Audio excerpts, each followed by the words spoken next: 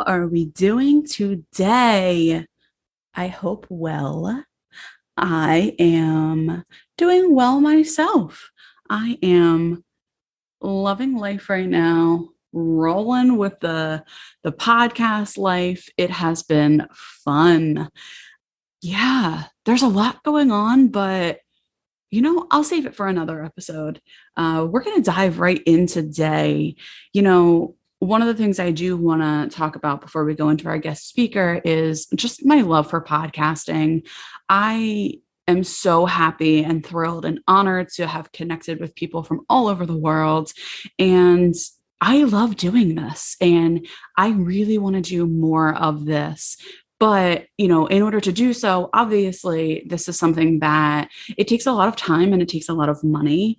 And so I am asking you, if you are enjoying what you are hearing, if you like what you are hearing, please go to my website. It is lightaftertrauma.com. You can go to the support link and you can become a patron to the podcast. Even if you're able to give $3, even $5 a month, or even if it's just a one-off donation to the podcast, that would help me greatly in being able to continue to put out incredible content for all of you. I value each and every single one of you, and I want to keep doing this. But in order to do so, it is important to be able to have the funds there to continue to keep this content rolling and coming out for all of you. So please do that. Again, that is lightaftertrauma.com. Go click on the support button, and whatever you can give would be greatly appreciated. So on that note, our guest today is Jolyn Armstrong. Now, when her son was arrested, Jolyn Armstrong discovered that even an idyllic life can be turned upside down in an instant by crisis. That's why she launched Grapevine Mindware, a coaching program designed to help men and women in crisis to overcome the trauma and the pain, find peace, and get their lives back.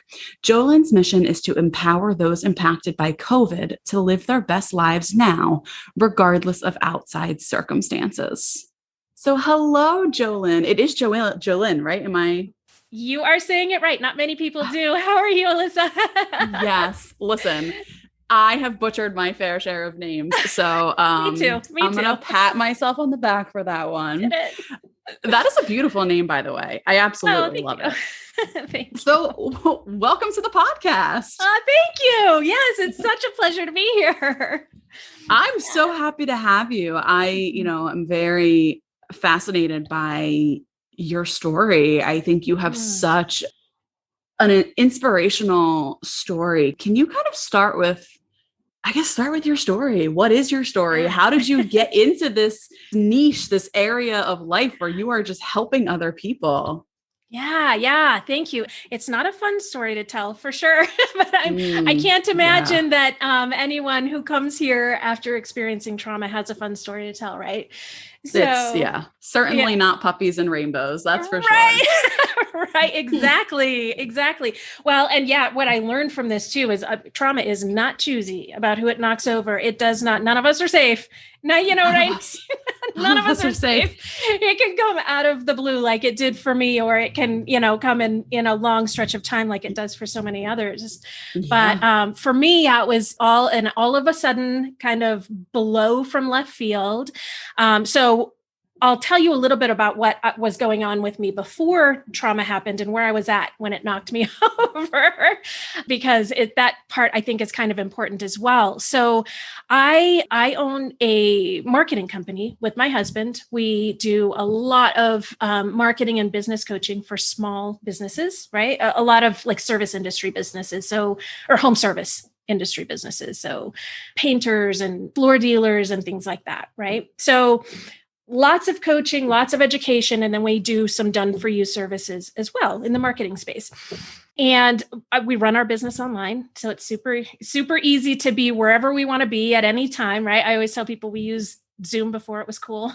So, Yes. yeah. You knew telehealth before telehealth was cool. I did. And so one winter we had chosen to live in California for the winter. And we'll usually do, a season here and a season there, whatever. So we were in California and just wrapping up a normal work day. I was actually preparing for a 2-day intensive we were doing with about a dozen-ish of our top clients. With those folks, we met with them monthly on Zoom and did like a mastermind group. And then a few times a year, we would meet in different cities around the country. And these folks were all over North America, would come in. So we were planning on going to Las Vegas in about 10 days. And I'm like neck deep in travel plans, right? Dinner arrangements and car arrangements and things like that, making sure everyone was set. And I see my phone at the end of the day, like 4 missed calls on my cell phone. And why my cell phone didn't ring that day, I freaking don't know. It's so irritating. But 4 missed calls from a number I didn't recognize in Colorado. And I thought, what the heck? And I play the first voicemail, and it is one of those automated messages saying, you're receiving a collect phone call from an inmate in a county jail in Colorado. And I went, oh no. And then I hear my son's voice, right, saying his name. And I thought, oh, holy cow. And I knew in that minute, like my life will never be the same. My son had been a soldier in the military, like a respected soldier in the military. My biggest fear for him was always being deployed, right? I'm like, oh no. When I first saw those missed calls from the Colorado number, I thought that's what it was. They're allowing him to call me and tell me that he's being shipped off. But it was even worse. In my opinion, at that time, it was where I'm like, I wish he was being deployed because. Right. That would be the preferable option at that point. Oh, yeah. So and it took me a little while because it was the end of the day, and you can't just call someone up in a county jail. I learned like they don't do they just don't do that there. They don't do that, right? Yeah, no, they're not secretaries or personal assistants there at the county jail. So it took me almost a day to even like talk to him and find out what was going on and to hear the charges that were so serious. I thought, oh my gosh, I'm losing my son. I will lose my son through this no matter what. I'm going to lose him. And so all of the things surrounding that, just the shame and the isolation and I can't even tell people what's going on. And oh my gosh. And oh, by the way, it's too late to cancel this 2-day intensive I've got coming up with these clients in 10 days. I can't do that either. Like, what is going on here? I've got to figure out. Yeah, I knew nothing about how any of the criminal justice system worked. And boy, my eyes were open through that. That's a topic for another time. But I was going to say, we could probably have an entire podcast episode on the stigma and the shame and the failures of the criminal justice system. Yes. But we digress. Maybe we'll have a part 2. Sometime. Yes. But yeah, so I had to, I flew to Colorado immediately, and thank goodness my husband was right there. He's like, okay, I'll make the travel arrangements. Let's go there. We've got like 5 days we can devote to getting him out of jail, getting him set back up with the military, finding him an attorney, and then we got to get to Vegas. And so that's what we did. But I know, right? Oh my gosh. So it's interesting because you wrote, when I was reading part of your bio, not on the podcast, but the one that we had exchanged through email, you had written in there specifically, like, I felt like I had been hit by a hurricane. Oh, and I'm just like, oh yes, this is full on category 5. I think it's category 5 is the top. Whatever is above that, that's what it was. That's what it was. Okay. Yeah. And so that's what hit me. And there was no other way, still no other way to describe that besides just this hurricane around me. I can't stop what's going on out there. I cannot stop it. And this is my life now, right? Like this is where I'm at. And it took me, I'm almost embarrassed now to say it because I realize how much better things could have been for me, how much quicker they could have been maybe. But it took me months to first admit that I was even traumatized. Like I thought, listen, I am an intelligent, healthy, mentally strong person.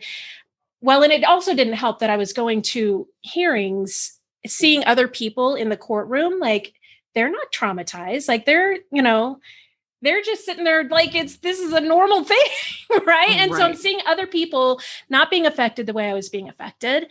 And I didn't see that it was actually trauma for months. And during that time, I say I allowed, but trauma really was allowed to trash many aspects of my life. It hurt my business. It hurt my relationships. It hurt me and my son. It hurt, so many different areas and so many different ways. I feel like, had I admitted it earlier, had I sought some help earlier, some things would probably have looked differently for me at the time. So that was one thing I was like, man, I've got to look at, as I'm coming through this, I've got to look at helping. Number one, let's remove the stigma of trauma in a lot of situations, right? And help folks realize what trauma is, and that there is, and I love the name of your podcast, Light After Trauma. Like, really, you can come out of this better than you even entered. Like, you certainly can. Yeah. I never would have even thought that, but yeah, through, finally, well, it was my husband actually who pointed it out to me, which is another, super important thing. Like, trust those around you who tell you, hey, maybe you need to talk to somebody, or maybe can we look at getting you some help? Because that's what my husband did for a couple of months before I finally said, okay, all right, yeah, maybe I do need some help here. Now, if you don't mind me asking, what year was this? This was in 2017. Okay, so this was 2017. Yeah. Mm-hmm. Okay. So this all happened, and then it took you, as is the case for, I think, so many people. I don't think you're alone in that, where it's like, I think it's not less, but it's not simply about stigma. I also think, and you can tell me if you agree with this, that it's part of a general misunderstanding of what trauma is, right? Where it's like, when we hear that word, and I know for myself, when I looked at this piece of paper that my therapist handed me one day, and it said diagnosis PTSD, I was like, what the hell is this shit?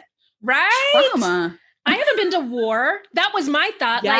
Like, I am not going to like dishonor those people who really have faced trauma with this thing. Like, come on, nothing even happened to me directly, was my other misunderstanding. Right. So it took me diving into really what trauma is. And, for me, I'm a researcher. Like, I'm going to dig in and see what's up with this. And so I'm glad I did. And tell me if my definition fits your understanding as well. But because when I realized this, I'm like, oh yeah, I get it. I get it now. Okay. Yeah. So trauma happens when an outside circumstance or situation that you have no control over overwhelms your ability to deal with it. Like that's trauma. Yes, exactly. It is anything that overwhelms your brain's ability to cope. Yeah. That's point blank is exactly what it is in its simplest form. We could talk for days and hours and about all the nitty-gritty details, but that's exactly what it is, which means there are a lot of people that don't go to war that have trauma. Exactly. And the other thing too, what I realized through the research that I did in that next 6 or 8 months, and well, I guess all since then, because I continue, right? It's always right. It's a lifelong process. It totally is. But, one thing that I realized was if we are, and I think our society is getting a little bit better at this now, but we still got a lot of work to do, I think. But, if I had been in a serious car accident and been physically traumatized, I would never have hesitated to seek medical help. I wouldn't have thought that anyone's going to think that I'm weak for having been injured in a car wreck, right? I would have just gone in and sought help and healed from it. And so if I was in that same car wreck and I had walked away from it miraculously without being hurt, I wouldn't have been thought of as, I did that because I'm stronger, or I did that because I'm somehow better than the person that got hurt. It's not that either. But when we experience emotional trauma, we look at it in such a different way. And, I'm happy to see us moving away from some of those opinions, because for me, it was like, this knocked me down and it's not my fault. And I didn't ask for it. And I'm not weak for having had that happen. It's just what happened to me, Yes. Yes. Yeah. Yeah. So absolutely. I mean, you're speaking so many truths that I'm sure the listeners are like, amen. It's like, right. amen. Because there's so many people who can relate. Mhm. You didn't ask for it. You didn't want it. You didn't expect it. You didn't Right. set yourself up for this. This just happened. It just happened. And yeah. And I mean, the truth so often is that even if I did something to cause this, did I expect for this to traumatize me in this way? It's nobody asked for trauma.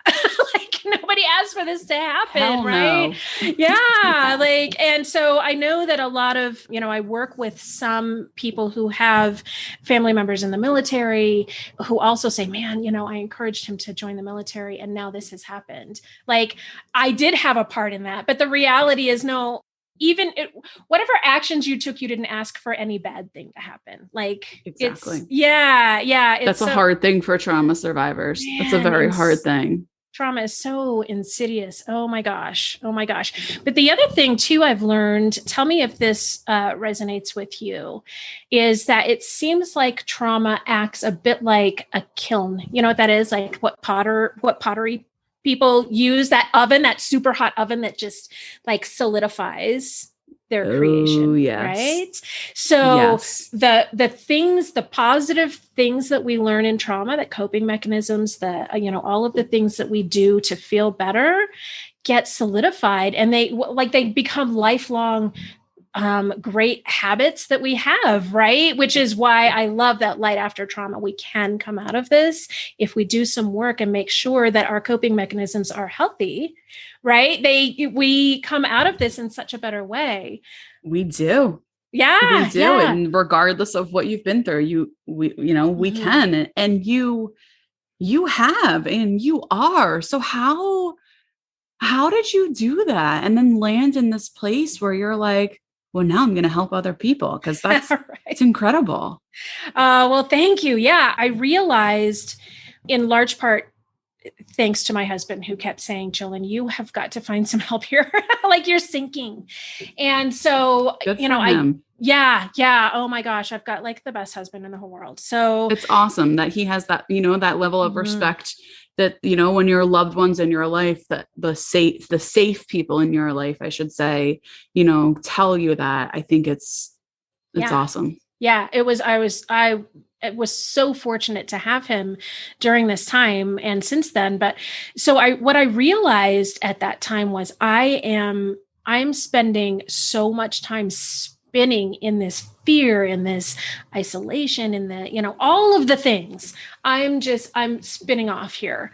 And for me, because I'm just like a practical, like I compartmentalize things and I want to do whatever research that I need to do, whatever. I'm like, I can spend the same amount of time researching helpful things for me to do to recover from this. Right. And I did seek the help of a professional, and she pointed me to CBT and DBT exercises, which were phenomenal for me. Right. And yes.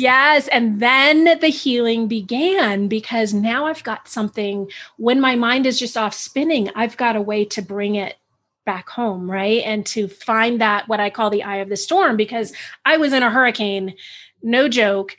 And through these exercises, through this research and these practices, I was able to, that storm is still out there, but I've got this bubble of peace around me, the eye of the storm, that I can just like take a breath in. And I did that repeatedly over time, and just kept, okay, things are going crazy. I'm coming back into the eye of the storm. I got to calm myself back down. And then, through practices in these exercises, researching more of these exercises, I spent thousands of hours looking through all of all of the DBT exercises I could find and testing them all and trying them all. And a lot of them didn't work and a lot of them did, and I threw out what didn't work and repeated what did work. And so through all of that time, I went, you know what, if I can find an eye in this storm where I've, all of the things that I have been going through, not just, oh my gosh, my son's going through this, but I'm losing my son. He was facing a life sentence, right? I'm like, I'll never have another birthday with him. I'll never the loss and all of those things. Yes. If I can find the eye of this storm and come out better for having been through this, I need to help others do that too. Because there's a lot of us, when I saw that definition of trauma, I'm like, our world needs some help here. What I mean? Like, the world needs some support. Yes, totally. Yes. And so if I can, help as many people as I can and make a tiny, tiny dent in the trauma that we're all experiencing, great. I'm going to do that. I'm going to do that, because what else is there at this point? What else is there, right? This had to happen to me for a reason. And that also gave me that kind of reason to move forward. So that was the inspiration for because it's Grapevine Mindwear. Yes. Yes. Which I love. Can you explain to me like that, where you got that from? Name. Grapevine Mindwear. Yeah. So Grapevine is kind of an umbrella business that I had already. But Mindwear, it's that, time to update your Mindwear, a play on the software term, because I always love using technology and things like that. So it's just my technology play.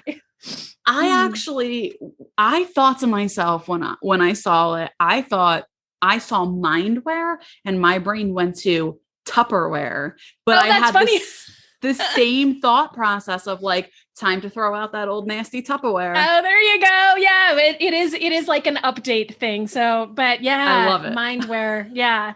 Instead of software, I use, so. I love it. So what does your business look like now? Right. So I started initially, the folks that came to me initially were a lot of people that I would communicate with in the prison space, because holy cow, those folks, oh my gosh, my heart goes out to them so much. Oh. And just because of that, right? I found a couple of support groups. I'm now running a few national support groups as well, with a group. Well, COVID has helped us with that, right? So I joined up with a few people who had small groups in their cities, support groups for families of people who are involved in the criminal justice system. And COVID forced them to go online and then meet each other. And we've all kind of met across the country. And so now we collaborate and run some support groups there. But more so now with COVID, a lot of folks are coming to me with just trauma around all of the different aspects of COVID. And, initially it was, I lost my business. I lost my job. I didn't even do anything to lose my job, but now I can't feed my kids. And, now things are opening up, and there's a whole nother wave of trauma around that. And it's just like, it's a lot in a lot of different ways, but it's all trauma, right? It's all trauma. I mean, as a whole, as a collective, we have been traumatized by this pandemic. Mm-hmm. And, I love the help that you're giving specifically related to that, because I think there's not nearly enough of it. I don't know how there could ever possibly be enough of it, because so many people were impacted. Mm-hmm. And now we're in this phase of like the second wave of trauma, where it's, first it was, well, people are getting sick and dying, and this is horrifying, and we don't know what to do, and we're scared. But now it's the aftermath of like, well, it's kind of like, all right, it's okay to go out and play again. Well, how do we do that? Right. I've been fearful for the whole last year and a half now. And is it safe to send my kids out? Is it safe for me? Like, I'm standing in line here, and all of a sudden now it's okay to be like, the plexiglass is coming down and masks are coming off. And how do we deal with that? And trusting each other, I think, has been hugely impacted, right? Like, how do I trust that this other person is what they say they are? Are they, we've been taught to fear each other. for so long. And now, yeah, I mean, it's, so much of my private practice is like, well, a lot of the discussions are centered around like, well, I, I, I'm afraid to take my mask off. Like, I'm afraid. And it's this has become like this safety for us, right? And it's not, oh my gosh, so much. so much and so traumatizing. But like, I think the thing that you focus on the most, which is fascinating to me, is like perspective. So how does perspective play a role in all of this? Right. Well, and especially like you mentioned, where we've been taught not to trust each other, right? Over the past 18 months, it's like so what is my perspective of this other person? I see a person coming towards me with no mask, or I'm approaching a counter and now there's no protective glass between us. And what is my perspective of this situation, right? How can I come into this situation and be okay with it? When 18 months ago I was, but now I'm not, right? Yeah. And so, yeah, I look at, I think, tell me if you're experiencing this too, but one thing that happens to me with folks coming to me is they'll say, I think, here's my understanding of this situation. However, right or wrong or whatever it is, this is their belief of this situation. And this is where I'm at. This person probably isn't vaccinated and they're probably going to try, you know what I mean? Like I may get sick or I may take this home to, an elderly parent or whatever. And here's my perception of this situation, right? And I can't, this is it. This is like the room I'm in, this is it. And this is it. This is my reality. Yeah. And we are, because fear really cements that in for us, it's, how do we look at, like, take a step back and look at the real picture and maybe look at some other perspectives around why this has been so traumatizing for us, why maybe the perspective I have is so difficult for me to deal with. Right. And so one exercise that I work with my clients with is called, I don't even know why it's called this, but it's a 6-pack exercise. Do you know that exercise? I have not heard of that. I am so ready to learn that. What is the 6-pack exercise? I don't know how it got its name because it has nothing to do with like alcohol or anything like that. But here we go. It's a really, really effective reframing tool that I use often, right? So when you're facing a situation and your belief is what it is, right? This person is coming at me without a mask because they don't care about me, because they are irresponsible and whatever, like, I've been believing for the past 18 months.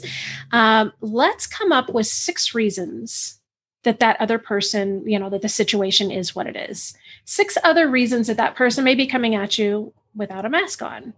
Right? Or 6 other reasons why that plexiglass is coming down, and here's the situation that you're in. And in coming up with 6 reasons, because there's 6 of them, it's okay. Let's get ridiculous with some of them. Maybe extra points for one of them being super ridiculous, right? Yes. Yeah. But let's at least have some in there that can be true, right? Let's make sure they're true.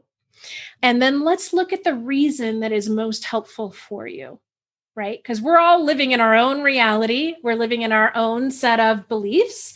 So let's look at one of the 6 reasons that we've come up with and find which one brings you the most peace, which one is the most helpful for you, which one makes the most sense to you, and will allow you to now move into that situation in a much more comfortable, calm way. Right? As long as it's true, right? Because it can't be one of your ridiculous things. So, yeah. So it's really just reframing our view on a situation in a kinder way that is more helpful to us. And let's work on adopting one of those reasons, right? So I'll give you an example. Yeah, I'll give you an example. And this has nothing to do with COVID, but for me, driving gives me a lot of opportunity to use the 6-pack exercise, right?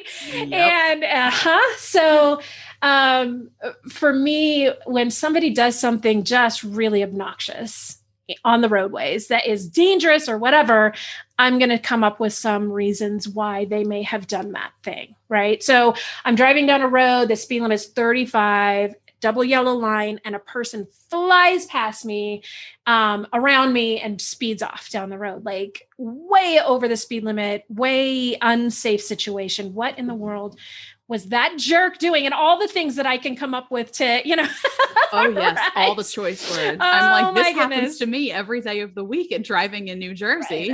Right. Right. Yeah. So let's come up with some reasons why that person may have done that. Okay. Maybe they have to use the bathroom really, really bad, and they need to get home to their bathroom, right? We've all been there. Yes. Maybe they have a woman in labor in their car and they need to get to the ER. Maybe they are speeding home to a child who has been hurt. The babysitters called them and said, your child's bleeding. They need you right now. Right? Oh my gosh. Go for it. I'll pull over. You go ahead. Right. Right. So that's just some examples of some mindsets that are less obnoxious that the other person may have. Right. And let's just adopt one of those, because we've adopted the one that we think they're just a jerk and, don't have no value of life. Right. And don't care if they kill themselves or everyone else on the road.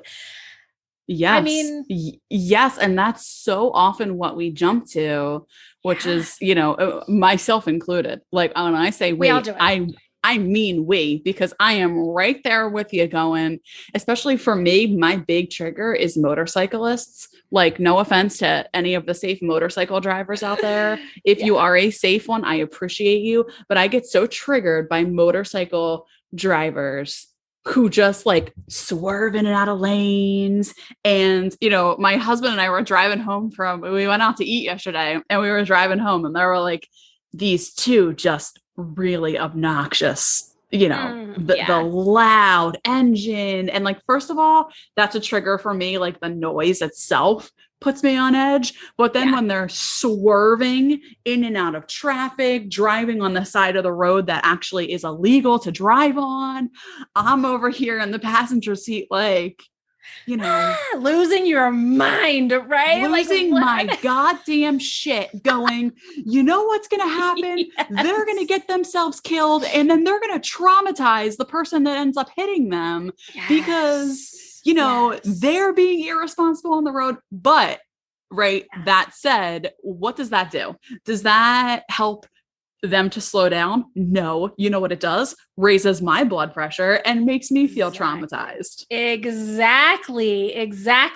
So let's come up with a reason for those freaking motorcyclists. You know what? What if those were two brothers who had just lost their mother and who were just feeling like, oh my gosh, there is no reason to be careful anymore. We've lost this person who loved, the only person maybe who loves us in the whole wide world, and life just isn't even worth it. And I'm just going to go. Right. Let's go on a reckless drive. Let's just be gone. Like, two grieving people totally changes the perspective, therefore regulates your stress levels much more, because you look at them with a sense of empathy. Right. And maybe it's not true, but who cares if it's not true? Because your first assumption may not be true either, right? Exactly. So it can be true. It's possible to be true, right? So that passes our reality test, right? Could it be true? Yes, it can be true. Is it helpful for me? Yes, it is helpful for me. So I'm adopting that. I'm feeling empathy for them, and I'm able to go on with my life. So that's the 6-pack exercise. I love it. And I love the like cognitive behavioral, like the CBT approach that you have, because I think it's so helpful. And I wonder, I don't know if you recommend this, but I think for me, sometimes even instead of just saying it in my head, I need to either speak it out loud, because I think speaking it solidifies it more. Yes. Or I need to write it down instead of just going through it in my head. Because when I have these thoughts in my head, let them go. But like when I speak them out loud or write them into existence, I think that helps even more. Totally. Yes. Well, so, and in the car situation, of course, you're going to speak it to whoever you're in the car with. You can have a conversation about it. I've had so much fun conversation about making up excuses for people in this 6-pack exercise. So that part, I mean, we just have fun with it, right? My poor husband. But yeah, you're right. So in other situations, definitely writing out like what are 6 reasons why, in COVID, I lost my business. Like why was my business forced, to shut down? And now other people are opening back up and I don't have the finances to open back up. Like what is the reason behind this? Because it's not, I feel like it's all just this insidious attack on small business, right? But let's look at maybe some other reasons for it. So that's where you can use the 6-pack exercise in another situation and really write out those reasons and explore them and do all 6 of them, even if it's difficult to come up with, we came up with a few right off the top of our heads, but come up with 6 solid reasons. Some of, a couple of them maybe can be ridiculous, but others, need to pass that reality test too. I love it. And I think that it's very important, especially for the times that we are entering where the world is opening up after a year and a half of nobody trusting anybody, and everybody's defenses are up and we are primed to hate one another, fear one another. Yeah. I mean, it's invaluable what you're offering to people. Oh, thank you, Alyssa. Yeah, it's important. It really is important to also to have another person guide you through, working through some of these exercises and helping to look at perspective. And it's so important.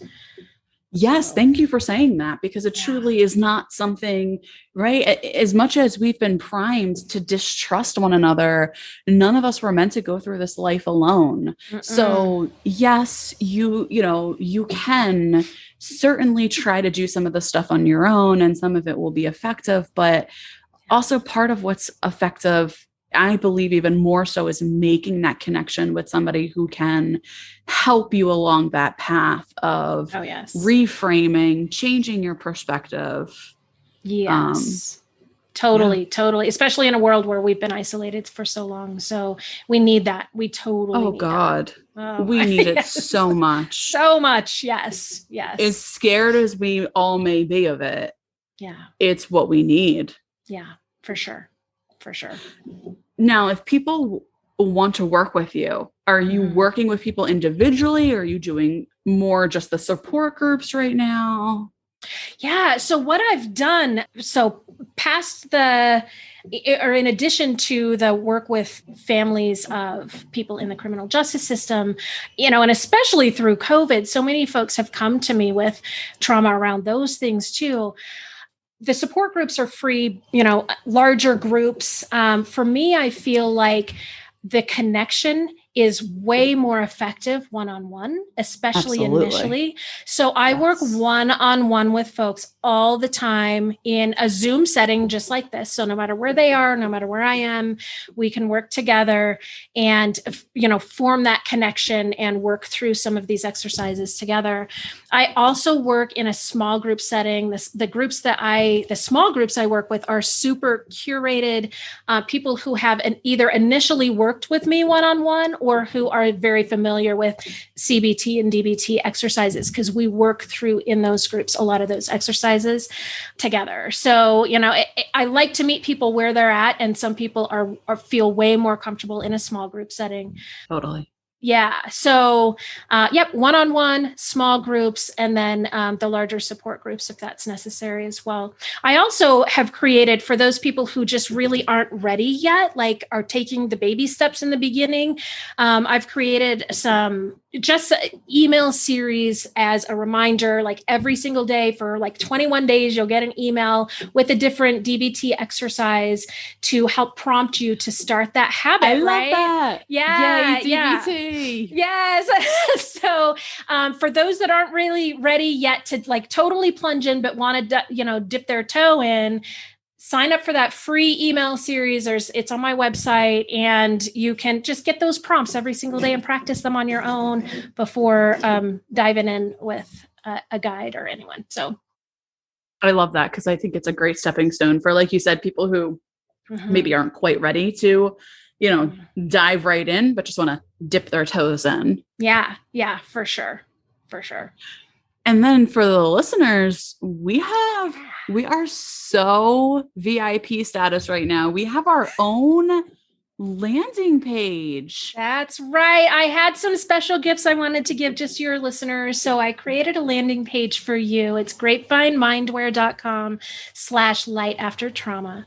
And there's some goodies there for you. So, and all of the, all of the connections, all the goodies there, email and social media and whatever, you can find all of that right there on that page.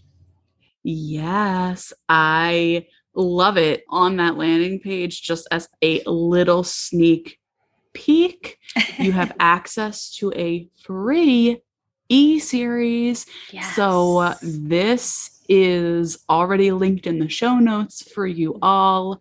Hop to it. Go check that out, because seriously, this stuff that we are talking about today is crucial when it comes to not just navigating a post-pandemic world, but truly navigating all aspects of recovery from trauma. Our brains, when we have PTSD, our brains are wired for survival, they're wired for protection. And that is where this new perspective and the ability to reframe and, ultimately rewire your brain is crucial for recovery. So this is really important, and it's free, which is quite frankly unheard of in this world. So I highly encourage you all to go check that out. Jolyn, thank you so much for being vulnerable today, for sharing your story, for truly embodying what this podcast is all about, which is finding the light in the what can feel like overwhelming and endless darkness. So thank you so much. Thank you for having me, Alyssa. I really, really enjoyed our conversation. Thanks for listening, everyone. For more information, please head over to lightaftertrauma.com, or you can also follow us on social media. On Instagram, we are at lightaftertrauma, and on Twitter, it is at lightafterpod. Lastly, please head over to patreon.com/lightaftertrauma to support our show. We are asking for $5 a month, which is the equivalent to a cup of coffee at Starbucks. So please head on over again. That's patreon.com/lightaftertrauma. Thank you, and we appreciate your support.